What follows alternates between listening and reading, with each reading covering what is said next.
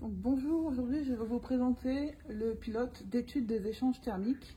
Donc il s'agit d'un échangeur thermique monotubulaire. Monotubulaire signifie que nous avons un tube de petit diamètre où va circuler de l'eau chaude et au-dessus un tube de grand diamètre, de plus grand diamètre, où va circuler de l'eau froide. Le principe d'un échangeur, c'est de échanger de l'énergie à travers une paroi. La paroi étant la paroi du petit tube.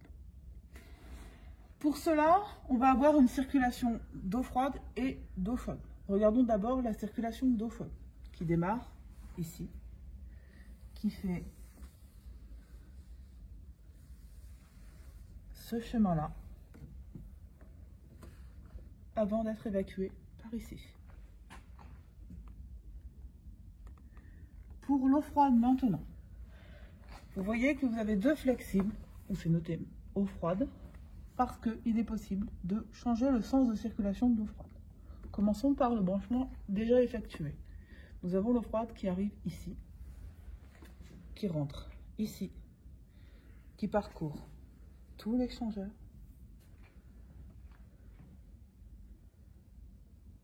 avant de repasser par ici pour être évacué.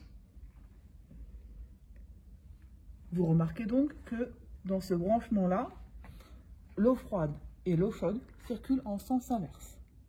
C'est ce qu'on appelle le contre-courant.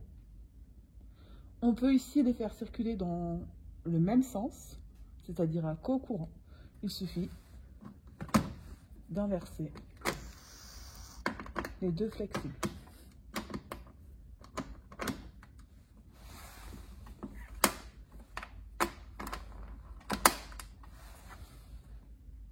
Donc là, on va avoir l'alimentation qui va partir ici, parcourir l'échangeur, avant d'être évacué par ce tuyau-là, ici.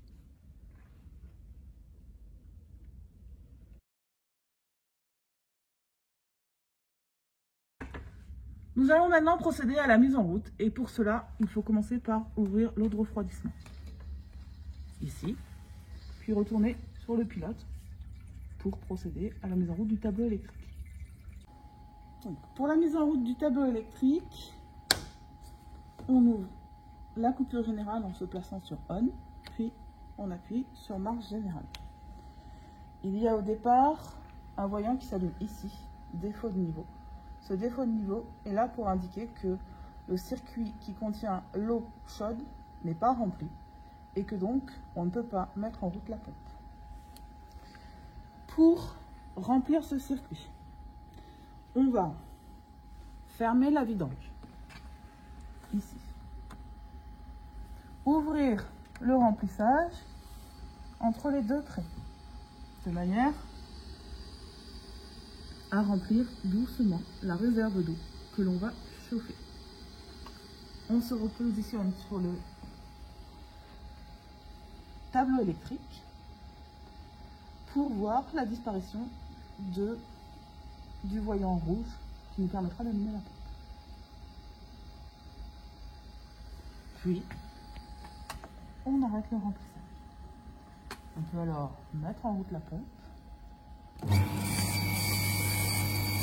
et mettre en route la chauffe. Pour la chauffe, on va régler une température de consigne à laquelle on va chauffer le mélange.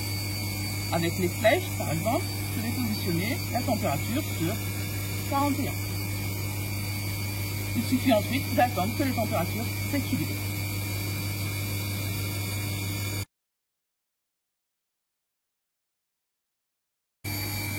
Le procédé s'est maintenant stabilisé. Nous allons pouvoir réaliser une étude de l'échange thermique. Pour cela, nous avons plusieurs mesures à faire. Tout d'abord, nous mesurons sur le débitmètre qui sont ici le débit d'eau froide, qui ici est de 100 litres par heure, et le débit d'eau chaude, qui ici est de 400 litres par heure. Nous avons aussi différents capteurs de température. Ici, ici, ici, ici. qui permettent de relever les températures ici. Pour le chaude, simplement, on a à lire la température d'entrée de l'eau chaude ici, pour la partie haute de l'affichage, la température de sortie de l'eau chaude ici, sur la partie haute de l'affichage. Pour l'eau froide, vous remarquerez qu'il n'y a pas noté entrée et sortie à ce niveau-là. Pourquoi? Parce que le réglage se fait soit à contre-courant, soit à contre-courant. Et que donc le capteur TI1 et TI2 peuvent être soit l'entrée, soit la sortie de l'eau froide. Ici, dans le branchement que nous avons, regardons un petit peu.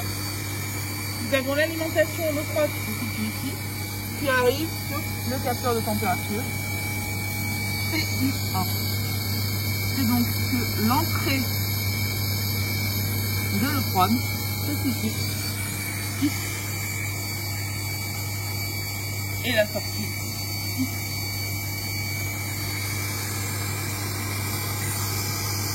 L'évacuation, elle se situe sur TI2, donc on a bien la sortie.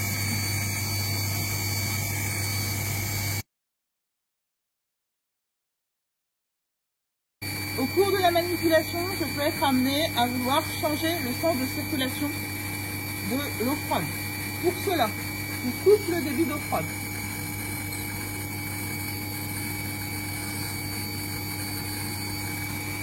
Je déclipse les flexibles, puis je reclipse les flexibles, puis je remets un débit.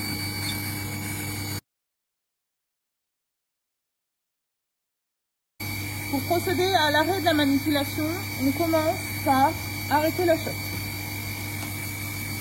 On augmente le débit d'eau froide à son maximum, qui est de 140 litres par heure. On positionne le débit d'eau chaude à son maximum aussi. Et on attend le refroidissement. L'installation est maintenant suffisamment froide, je vais pouvoir arrêter la pompe, puis vidanger le circuit de chauffe.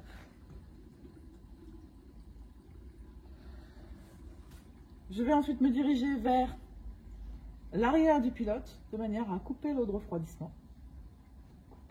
Je suis donc à l'arrière du pilote et je vais arrêter l'eau de refroidissement puisque la manipulation est terminée.